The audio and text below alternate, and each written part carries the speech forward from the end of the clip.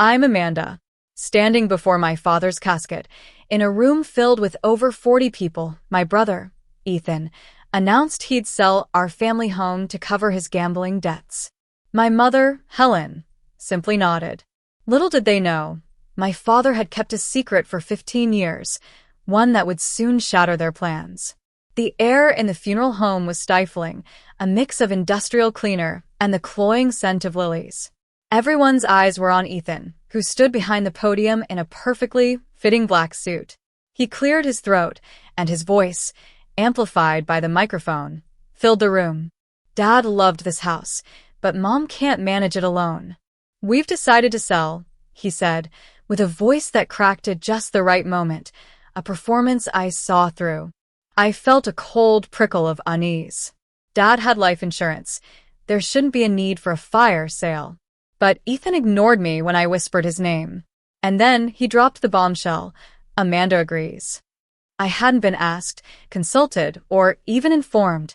After the service, as people shuffled out, I noticed Ethan break away from a conversation and rush towards a man near the side exit.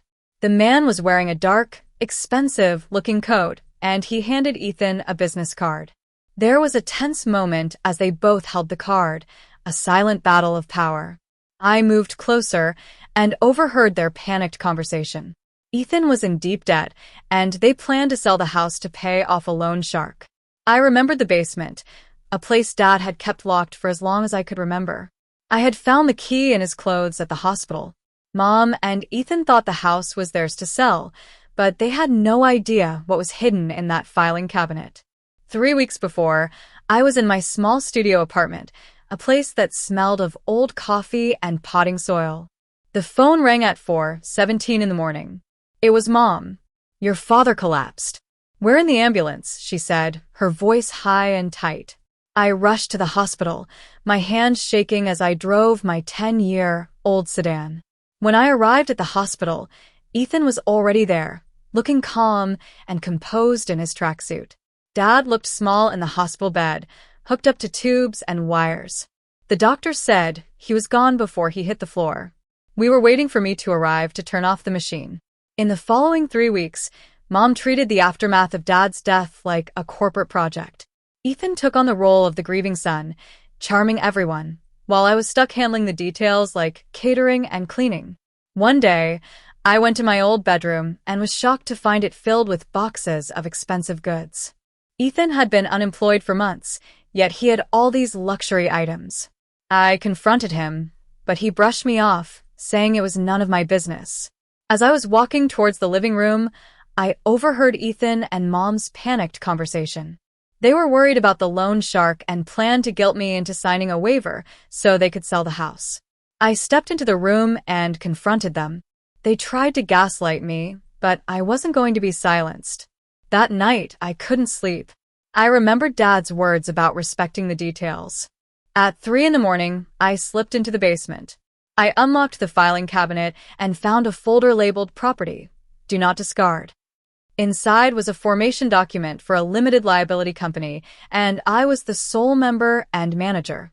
The house had been mine for 15 years. The next morning at the funeral, I showed Mom a photocopy of the document. She dismissed it as ancient history and a clerical error.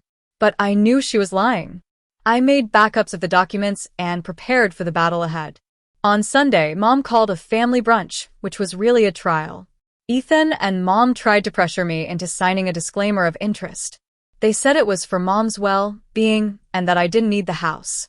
But I refused. I said I needed to review the document and understand the tax implications. I contacted Dad's lawyer, Mr. Thompson. He told me Dad had set up the LLC to protect the house from Ethan's gambling. He also said he had a witness, an accountant named Mrs. Jenkins, who could testify about Dad's intentions.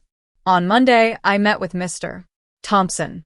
He explained that the house was corporate property and I was the sole owner. He also gave me a sealed letter from Dad. Back at the house, the family was assembled. Mr. Thompson started reading the records. When he revealed that I was the owner of the house, there was an explosion of disbelief. Ethan accused me of fraud, but Mr. Thompson presented the evidence. including the chain of title and an affidavit from Mrs. Jenkins. The room shifted as the family realized the truth. Ethan's lies were exposed, and they saw him for the desperate gambler he was. I told Mom she could stay in the house for the rest of her life, and I would pay for Ethan to go to a rehab facility. Ethan left, defeated, and Mom finally faced the truth. I walked into my old bedroom, cleared out Ethan's boxes, and sat on the bed. I pulled out Dad's keychain with a photo of me as a little girl. He had carried me with him all those years, silently protecting me. I was no longer the guest. I was home.